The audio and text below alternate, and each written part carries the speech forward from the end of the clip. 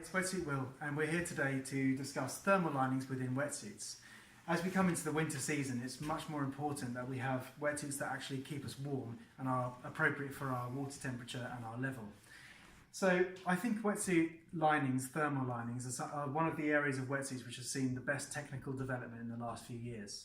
If we start at the sort of entry mid-level wetsuit, that's where we see some of the most basic linings, and that's often called polypro. So within this wetsuit, for example, which is a mid-range wetsuit, the Mystic Drip, we have quite a common lining, which is a polypro lining. Now the polypro lining you can quite easily determine by sort of the low pile, which means the closer it is to your skin, the fabric isn't too isn't too plush, isn't too fluffy. The idea of that is that it pulls the moisture away from your body. So any cold water that's come through the wetsuit, or your sweat, which can then turn cold, is pulled away from the body, and at the same time the layers of fabric within that retain some of the body heat. That's one of the more basic ones, and you'll quite often find that it's just in the core of the body, so just in the chest or stomach panels and in the back, or just one or the other. As we go up through the ranges, we come to some of the more well-known thermal linings. For example, probably the best known thermal lining on the market, and one of the best thermal linings, is the Rip Curl flash lining. We currently have the Rip Curl E5 flash lining. It's the most up to date, and in this one, as we can see, it's the most low profile ever made by Rip Curl.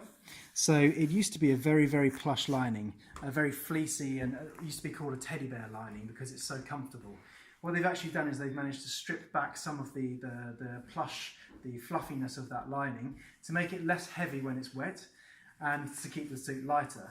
But what it does do is it pulls a lot more moisture straight away from the body, and where it's slightly higher pile, it keeps the moisture on the inside of the wetsuit away from your skin and drains it through, while at the same time this quick drying fabric that it's made of, where it's fluffy, that retains a lot more heat. So that's going to keep the heat right next to your body, trap it in there while it flushes any cold water out of the wetsuit. Similarly, if we take a look at Billabong's top end thermal lining, we have the carbon ultra lining, the furnace lining as they call it, and this one is perhaps even more iconic. As you can see, it's done in purple. The darker purple here is more like the basic polypro lining that you've seen on the entry-level wetsuits, but then you can see that the white here is more like the flash lining. It's more like a plush lining. What the idea of this here with the pattern is that it will actually use these as channels, and that's why they're not straight, because the channels, they'll sort of come from all directions, and they'll push that water out of the bottom of the wetsuit. So any water that comes in is quickly evacuated out, while the plush lining stays close to the body and keeps you warm.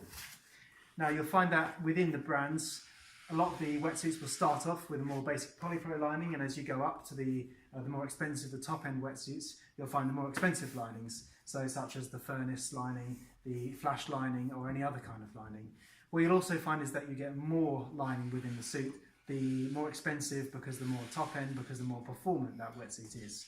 So within the flash lining, the flash bomb wetsuits, you'll quite often have it through from the chest all the way to the ankle, or with the flash bomb plus and chest zip, you'll even have it in the arms. Okay, that's a super warm wetsuit. That's for ultimate warmth. Within the carbon ultra, of course, you have it through the wetsuit entirely, so through the arms, like the flash bomb plus. Whereas you may find that on the more performant ones, for the competition suits, such as the zip-free ones, they'll actually take it out of the arms and the top area of the chest to give that increased flexibility, because thermal linings can be slightly restrictive. The main exception to this rule, with linings being plush on the top end suits, is O'Neill. Now O'Neill have opted for a different method to most other brands, whereby they actually use a hydrophobic lining inside, meaning that any water that comes into contact is immediately shot straight through the wetsuit, evacuated and flushed out, and there's no fleecy lining inside to actually trap that air. The reason they do this, and this is called the Technobutt, or the TV firewall, as you can see the red fabric here, is just completely hydrophobic, which means it's almost allergic to water and it pushes it through.